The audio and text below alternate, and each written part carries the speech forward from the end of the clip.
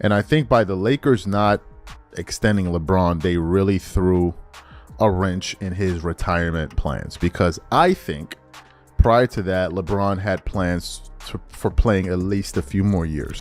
He want everybody. He don't want to compete. He want to be the favorite all the time. It just pisses me off that a guy that great don't want to compete. What if everything you've been told about LeBron James and the Lakers is carefully staged? What if the media hype, the coaching moves, and all those title predictions are part of a system built to protect one man's legacy no matter what? If you're tired of the same old story, you're not alone. I'm not here to say LeBron isn't great, because he is, but I am here to show you how ESPN analysts keep selling dreams, how the Lakers front office is choosing loyalty over winning, and how Charles Barkley is one of the only voices bold enough to say what everyone else is thinking out loud. And like I said, man, I like LeBron James as a player. I like what he does off the court, but the antics that he does, man, like, and then the way he's kind of manipulated, the league. Like, he's a guy that says, I don't want to play with these people. I want to play with these people.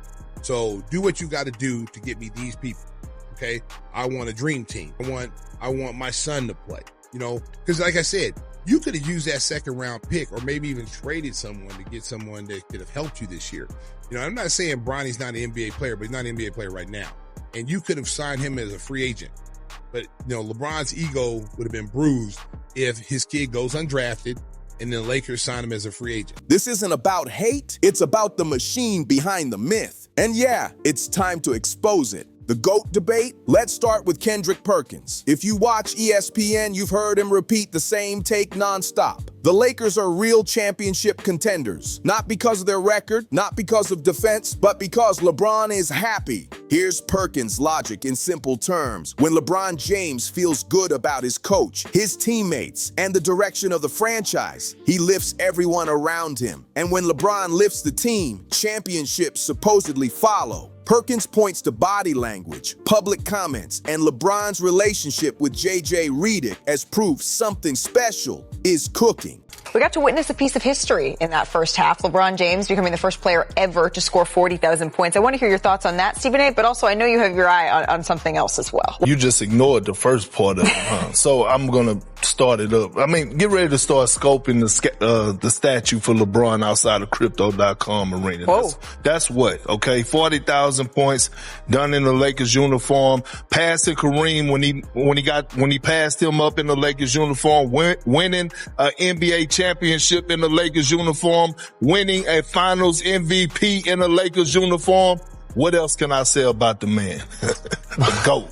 So why does Perkins think LeBron is happy? Because the Lakers hired Redick, his podcast partner and close friend, because they're letting him share the court with his son, Bronny. In Perkins' eyes, the franchise is giving LeBron everything he wants. But here's where reality hits hard. Happiness doesn't win championships. Talent, defense, depth, and health do. And right now, the Lakers are sitting in the middle of the Western Conference, not on top of it.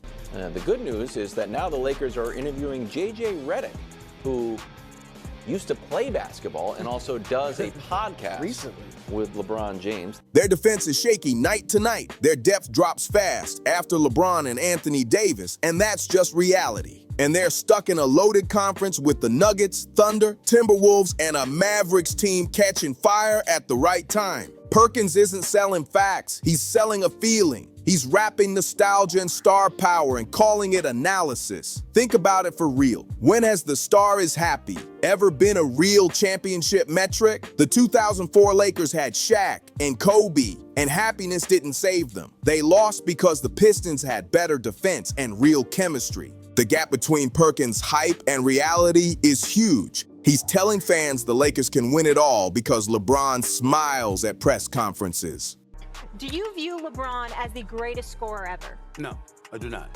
The greatest scorer ever was Michael Jordan. Meanwhile, real contenders are drafting smart, developing young players, and stacking deep rosters. The Lakers aren't doing any of that. Instead, they're running it back with an aging superstar and hoping good vibes turn into rings. That's not breakdown, that's fan service, and ESPN knows it.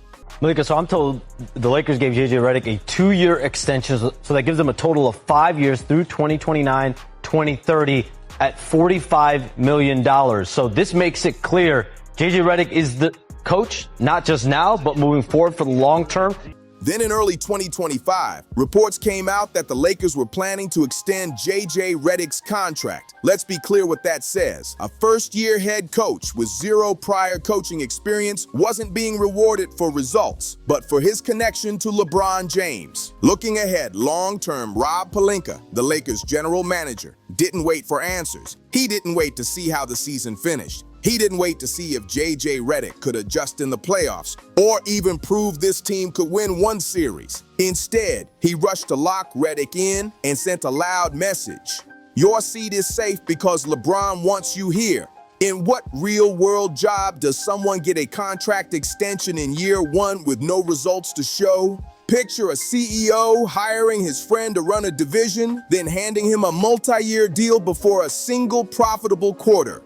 Shareholders would explode, boards would step in, heads would roll. But in LeBron's Lakers, the normal rules don't matter. Redick got the job because he hosts a podcast with LeBron. He's getting extended because he keeps LeBron comfortable. This isn't about playbooks or adjustments, it's about vibes and control. I think he's a special coach with a special voice that's really helping us to continue to define the culture of Lakers excellence, and which just wanted to make a clear statement that this is what we believe in, what we're going to lean into, and what our players are going to mold into as we continue to develop the identity. I think having long-term planning is helpful as we build this team and go forward. Look at how real organizations move. The Celtics made Joe Mazzulla prove it before committing long-term. The Thunder built their staff through patience and structure. Even the Nuggets made Michael Malone earn security with playoff wins. The Lakers, they're handing out extensions like favors. And it's not just fans noticing. Amin El-Hassan, a former NBA front office exec turned media voice, has been calling this out. He said the Lakers are more focused on managing LeBron's preferences than building a winning culture that actually lasts. El-Hassan's criticism hits harder because he's been inside front offices. He knows how decisions are supposed to get made, and what he sees in LA is a franchise that handed the keys to its star player. LeBron's a great player and a great guy, but this notion that he's got to have all the best players on his team. He's got Kyrie Irving and Kevin Love.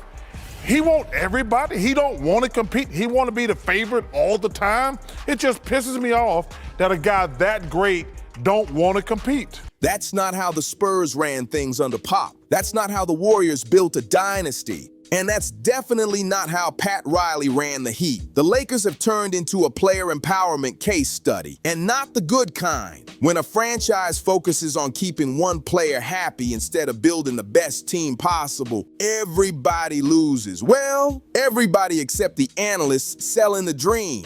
Now let's talk about the one guy who refuses to play along, Charles Barkley. While Perkins is hyping, while ESPN is pushing vibes, Barkley is doing something wild, telling the truth. Barkley has openly blasted modern NBA stars for what he calls a betrayal of the fans. His point is simple. Today's superstars care more about controlling narratives, picking teammates, and protecting legacies than actually competing. Jordan or LeBron? Jordan. LeBron is amazing. The reason I give Jordan the edge, LeBron has stacked his teams. Let's be realistic. To go through the grind and to lose, which Michael did. Mm-hmm. When I was watching that documentary, I was like, damn, I forgot how bad the Pistons beat him up.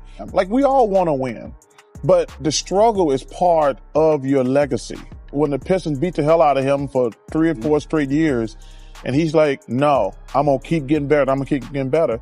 That's the difference in my opinion. And he's pointed straight at the league's biggest enabler, the commissioner. According to Barkley, player empowerment went way too far. Stars now call trades, influence coaching hires, shape rosters, then bail when things get tough. They protect their brand over the city on the jersey. And the league lets it slide because stars mean ratings and money. LeBron is the cleanest example of this. 4th team, multiple hand-picked coaches, trades built around his preferences. And when it fails, the story always shifts. It's never LeBron's fault. It's the roster, the coach, the front office, every time. But here's where Barkley's criticism gets really interesting: the mentality gap. Barkley has repeatedly compared LeBron to Kobe Bryant and Michael Jordan, not just skill-wise, but mentally. Kobe demanded excellence from everyone around him. He didn't need to be friends with teammates. He needed them locked in to win. Jordan took it even further. He made teammates miserable in practice because he was building them for championship pressure.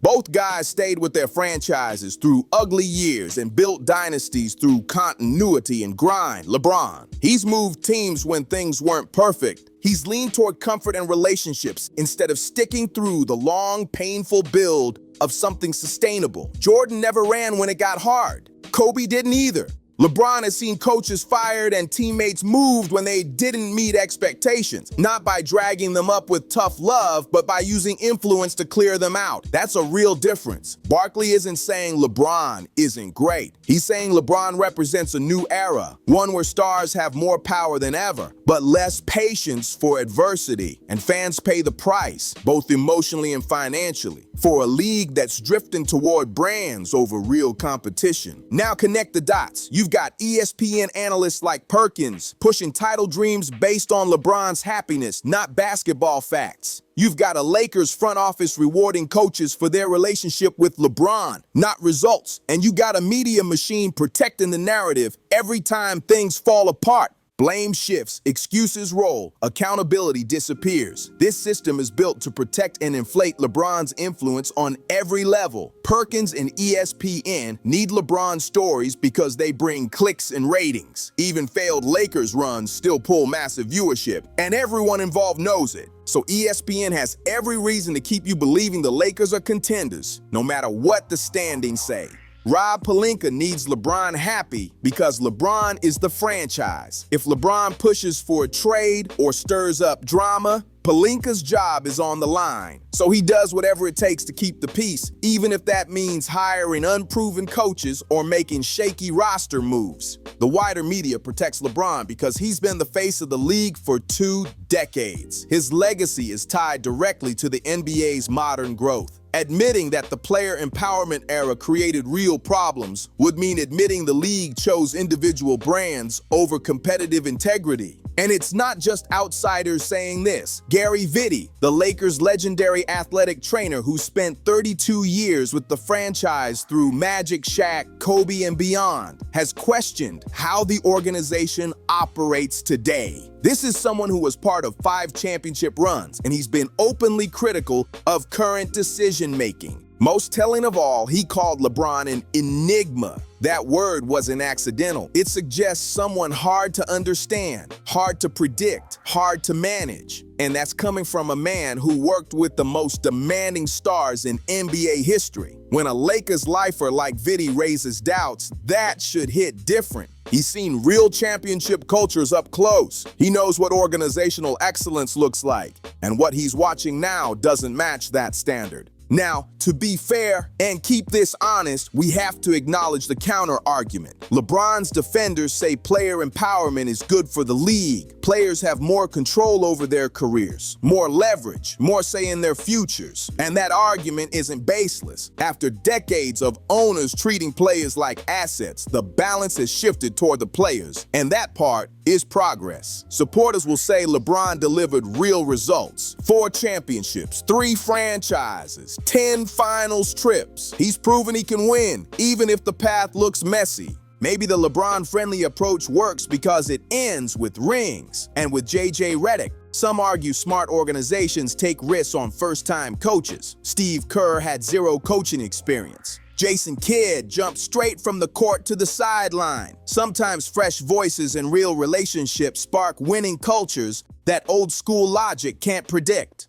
Those are fair points, but they dodged the real issue: sustainability and organizational health. Yes, LeBron wins, but look at what's left behind. Cleveland got stripped down twice. Miami needed years to recover. The Lakers sold their future, burned picks, and now sit with an aging roster and no flexibility. The LeBron model works for LeBron. It doesn't work for franchises long term. And it's starting to fail fans who want real competition, not super team roulette every season. And about Redick, Kerr and Kidd earn trust through playoff success. Redick is getting rewarded before proving anything. That's the key difference. So what does this all mean? It means we're watching a carefully managed system where media hype, front office decisions, and legacy protection all orbit one player. Perkins sells the dream because it boosts ratings. Pelinka locks in Redick to keep LeBron satisfied. And the machine keeps rolling because too much money depends on it.